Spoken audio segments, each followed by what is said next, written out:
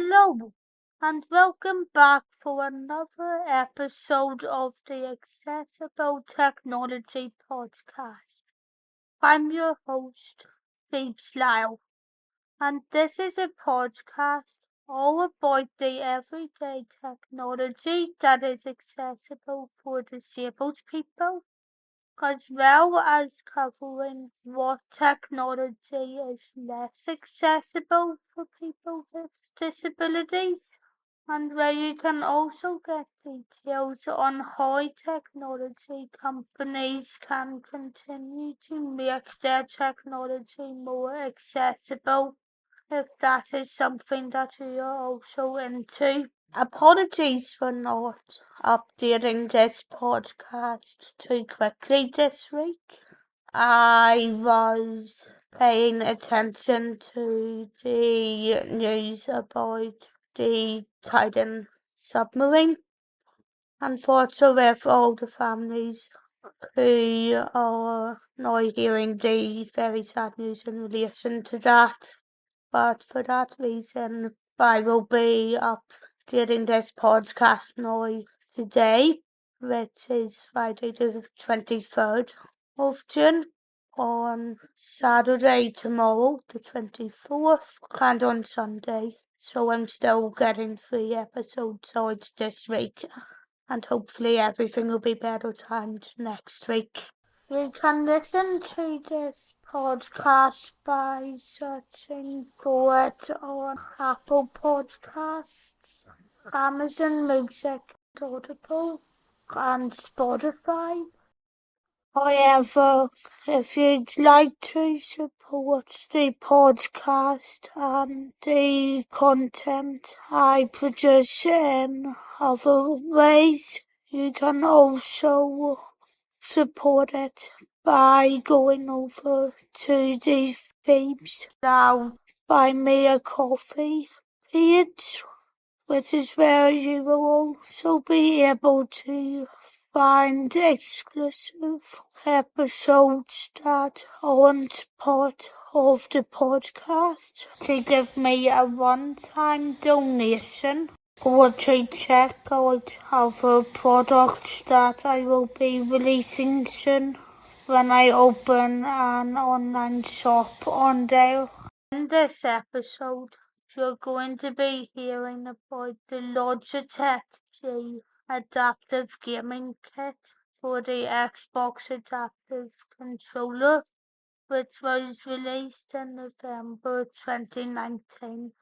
Here's just a few additional notes about the kit that mightn't have been included in the review itself. So despite the name clearly saying that it is an Xbox Adaptive Gaming Kit, the Adaptive Gaming Kit was actually developed by Logitech G, which partnered with a range of partners to gather feedback while creating it, including from Microsoft, who had just released their Xbox Adaptive Controller a year before, as well as Able Gamers, Special Effects, and MT Deny. Hope I'm saying that right with my Northern Ireland accent. It supports Windows or Windows 7, Windows 8.1, and Windows 10 PCs, as well as the adaptive controller and Xbox One slash Series X and S consoles. But the switches that come with it are also compatible with other devices as well, just as long as those devices come with 3.5mm ports, as I've discovered recently when using it with a customized Nintendo DS. More information will be given about that at the end of the episode. along with details about a video link that will explain what I mean clearer. So please listen to the end, and there will also be a link to the video that the main bit of audio for this episode comes from. But it's important to note as well that if you order the kit, you won't actually get the Xbox adaptive controller with it, and you'll have to buy it separately. But hopefully companies start making bundles where you can buy both together soon enough, and hopefully that will all change. But now let's jump straight into the episode. So the Xbox Adaptive Gaming Kit is a series of high durable buttons and triggers for the Xbox Adaptive Controller and made by Logitech G.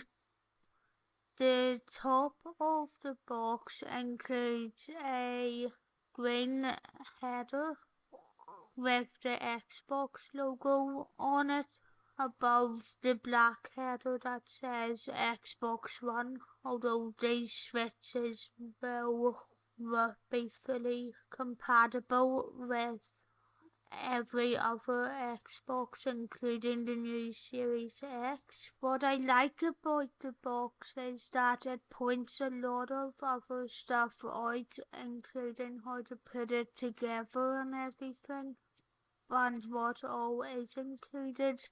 But what I would have liked to see a wee bit more of is a wee bit more about Logitech G, given that the switches were developed by them, although you do see a wee bit of the adaptive controller.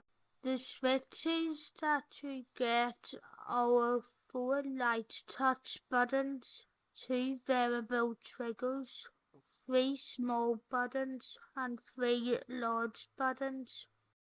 Once you get into the kit, you'll see a guide as to how to set everything up, which I have to say I think the whole setup is very nicely laid out. But under that you'll see your stickies, your trays, and then all your switches.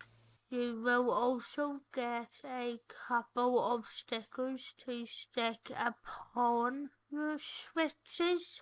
But what do I think about the Xbox Adaptive Gaming Kit by Logitech overall? I really like the sound of the switches, as I've pointed out elsewhere in this review, and as well as that you really get a lot of things that definitely makes it worth the money. But saying that, like what I said in my review of the Xbox Adaptive Controller, there are a couple of problems with it, mainly to do with price. A lot of disabled people don't come from high earning households, and that means that if you are in a low earning household, you would actually have to spend £89 or £90 on it, which goes up even higher in America and across other currencies. This is why I would like to see maybe a couple of offers on the adaptive gaming kit on different sites, maybe across the Black Friday time of the year, and maybe just lowering the price a wee bit, but you definitely do get a lot of stuff that makes it worthwhile, and given that you would have to pay a lot more money for even buying one switch. Yeah, it's definitely worth the money. But now that I've finished going through the review, what are your thoughts on the Xbox Adaptive Gaming Kit by Logitech? Have you bought it before? And what did you think about it if you did? Is there anything like the cost of it that you didn't like? Or are you willing to ignore that because of everything that you get with it? If you would like to pass on some of your thoughts, you can include them in a review wherever you're listening to this on, as well as via the contact pages over on my Fabeslout Tech Review site or on my other website, phoebeloud.com, both of which are linked below. If you're interested in watching the videos that I have uploaded on accessible technology before, you can do so by searching for PL Tech Reviews on YouTube.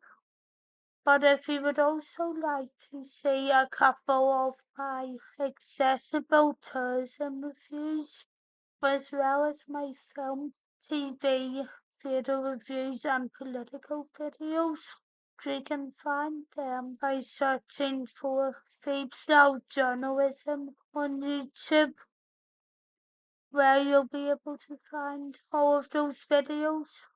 But if you would also like a video-free version of everything that is covered on Fabeslout Journalism, you can do so by searching for the Fabeslout podcast on all of the same destinations as you can listen to this podcast on.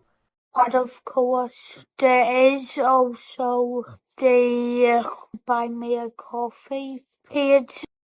In the next episode, you'll be hearing my review of some XG13 wireless earphones, and that will then be followed by a review of the 2020 Magic Folio case by Apple, which can be used with the 2019 to 2021 iPad Pro. And as I said at the start of the episode, the switches that were covered in today's episode can be used with other devices as well, including a customized Nintendo DSi that I recently tried out. So if you would like to see any of the videos of me checking that out before the podcast episode for that eventually gets covered, there's a link in the description which will take you to the video and also to the blog. If you would like to support me, therefore, on Twitter or on Instagram, you can do so by searching for @Fabeslout on Twitter or for the real Fabeslout on Instagram. However, you can also follow the Fabeslout Tech Review site if you have a WordPress account by searching for www.pltechreviews.co.uk. Thanks for listening, and I'll talk to you all in the next one. Bye!